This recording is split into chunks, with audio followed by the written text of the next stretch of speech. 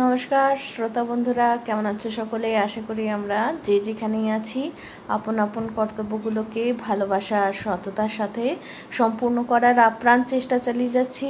আর আমরা আমাদের এই যে সাধনা, এই সাধনায় মা বাবার আশীর্বাদে, গুরুদেবের কৃপায় আর পরমেশ্বরের ইচ্ছানুসারে সফল হব, তাই তো?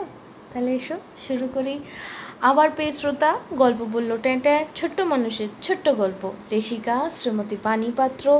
গল্পের নাম হলো ভয়, আর আমরা পড়ছি অষ্টম পর্ব।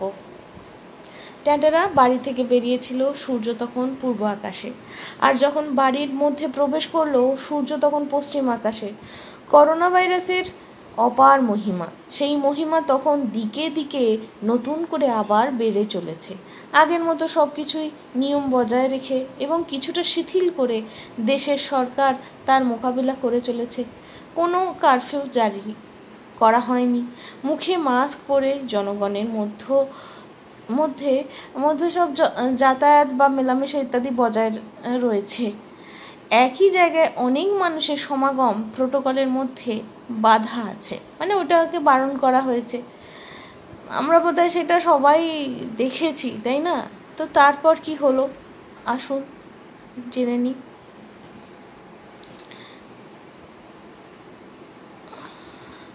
এই অবস্থায় টেঁটায় চোখের অপারেশন করাবে কি না। আচ্ছা, এর আগে এই যে পূর্ব থেকে পশ্চিম আকাশে অবধি যে সূর্য গেল, এই যে পুরো তার অতিক্রম করলো, এই সময়টাতে তারা দ্বিতীয় ডোজ দিয়ে ফিরে এসেছে। দ্বিতীয় ভ্যাকসিন মানে ডোজ নিয়ে টেঁটা এবং তার স্বামী ফিরে এসেছে, তাই তো? তো তারপর কি হলো এসো আমরা জেনে নিই। এই অবস্থায় টেঁটের চোখের অপারেশন করাবে কি না ভেবে উঠতে পারল না। ভাবতে ভাবতে বেশ কিছুদিন কেটে গেল। বছর ঘুরে শীতকে বিদায় জানিয়ে গ্রীষ্ম এসে গেল। এখন আর করোনার কোনো ভয় নেই। প্রায় প্রতিজনকে নিয়ম মাফিক দ্বিতীয় ডোজ দেওয়ার ব্যবস্থা হয়েছে। গ্রীষ্মের দাবদাহে টেঁটা মরিয়া হয়ে স্থির করেই নিল এবার চোখের ছানি অপারেশনটা করিয়ে ফেলবে। তাই নবীন ডাক্তারবাবুর পরামর্শ মতো যেসব টেস্ট করার কথা বলেছিলেন সেই সব টেস্টগুলো এক এক করে করাতে হবে। সেই মতো অনুর বাবা স্থানীয় এক ল্যাবরেটরিতে খোঁজ নিয়ে জেনে এলো খালি পেটে, অর্থাৎ না খেয়ে একবার রক্ত দিয়ে আসতে হবে, তারপর কয়েক ঘন্টার মধ্যে ভরা পেটে আর একবার রক্ত দিয়ে আসতে হবে, তারপর ওরা রিপোর্ট দিয়ে দেবেন। এটা গেল তো প্রথম টেস্টের কথা। দ্বিতীয় টেস্ট ওই ল্যাবরেটরিতে হয় না, অন্য আর এক জায়গায় করাতে হবে। অনুর বাবার মুখে দুটো টেস্টের কথা শোনার পর রোগা পাতলা চেহারার টেঁটা ভাবতে লাগলো কিভাবে সংসারের সব কাজ সামলে এই দুটো পরীক্ষা করাবে। এই সব 7-5 ভাবতে ভাবতে টেঁটা একেবারে মনের ভিতরে চলে গেল। দেখতে পেল সে এখনও অপারেশনের জন্য তৈরি হতে পারেনি। তাছাড়া মনিকা বৌদির সাবধান বাণী, ওই ডাক্তার ভালো নয়, মনিকা বৌদিকে হাত পা বেঁধে ইঞ্জেকশন দেওয়া হয়েছে, ইত্যাদি ইত্যাদি সব কিছুকে ছাড়িয়ে টেঁটা মরিয়া হয়ে ভরা গ্রীষ্মে মনস্থির করে ফেললো চোখে ইঞ্জেকশন দিয়ে ছানি অপারেশন করাবে। তাই সংসারের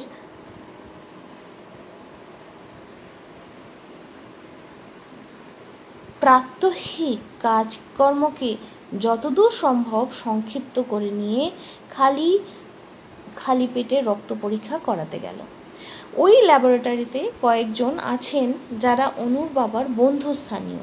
তাদের মধ্যে একজন টেঁটার হাত থেকে রক্ত নেওয়ার সময় কিছুটা অন্য রকম আলোচনা করতে লাগলেন। হয়তোবা আগে অনুর বাবার মুখে শুনেছিলেন টেঁটার রক্ত দেওয়ার ব্যাপারে ভীতির কারণ। উনি বললেন ওনার স্ত্রী একদম উঠতে বসতে পারে না, সব সময় শুয়ে থাকে।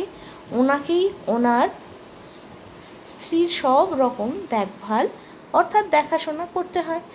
একমাত্র কোনো গল্প করলে বা শুনলে কিছুটা রেসপন্স করে, এমনকি ভাবে ওনার স্ত্রী ওনাকে গল্পের প্লট বুঝিয়ে দেন। সেই অনুযায়ী উনি লেখেন এবং তা পড়ে শোনান। এইভাবে ওনার স্ত্রী অনেক গল্প লিখেছেন, এমনকি কয়েক জায়গায় পুরস্কার পেয়েছেন। যদি এই বিষয়ে কোনো জানাশোনা লোক থাকে তাহলে ওনাকে ইঞ্জেকশন বন্ধুর সঙ্গে যোগাযোগ করে দিতে বললেন। এরই মধ্যে রক্ত নেওয়া হয়ে গেছে। ট্যাঁটা কিছুই বুঝতে পারল না। উনি বললেন, আপনার রক্ত নেওয়ার কাজ শেষ হয়ে গেছে। ট্যাঁটা বলল, আপনি গল্পের বিষয়ে যে কথা বললেন সেই ব্যাপারে আমি এটুকু বলতে পারি যে আমার মেয়ে অনু ইউটিউব চ্যানেলে ওর নামে একটা চ্যানেল খুলেছে। ওই চ্যানেলে ছোটদের গল্প পড়ে শোনায়। আপনি আপনার স্ত্রীর লেখা গল্প দিতে পারেন, আমার মেয়ে তাই পড়ে শোনাবে। তবে কোনো পুরস্কারের ব্যবস্থা নেই। এমনকি ওই চ্যানেলে ছোটদের গল্প ছাড়া আরও বিভিন্ন বিষয়ের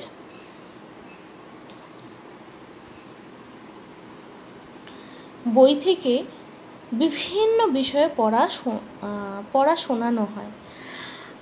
আপনি আপনার স্ত্রীকে ওই পড়া গল্পগুলো শুনিয়ে দেখবেন, যদি কোনো কাজে লাগে।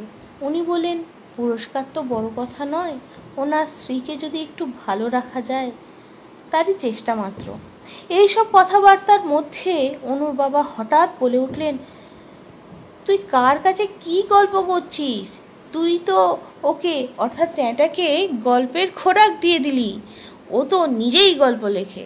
ট্যাঁটা তক্ষুনি বলল, ওসব কিছু নয়, মেয়ে চ্যানেল খুলেছিল তাই আমি ওকে বললাম আমিও তোকে একটা গল্প লিখে দিচ্ছি, তুই পড়বি, তাই আর কি। অনু অর্থাৎ ট্যাঁটার মেয়ের কথা অনুযায়ী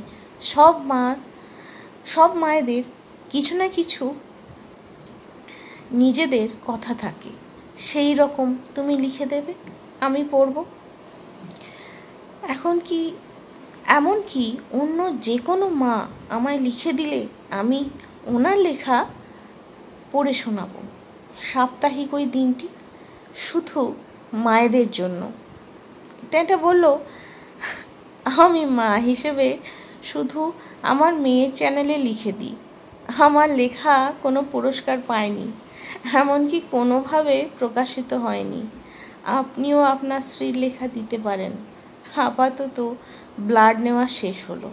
ট্যাঁটারা আরও খানিকক্ষণ অপেক্ষা করে বাড়ি চলে এলো, কেননা আবার ওই দিন নির্দিষ্ট সময়ে টেস্টের জন্য ব্লাড দিতে যেতে হবে ভরা পেটে, তাই তো? তাহলে আজকের মতো এখানেই গল্প শেষ হলো, পরে আবার জেনে নেব এরপর কি হলো। তাহলে আজ আসি, টাটা।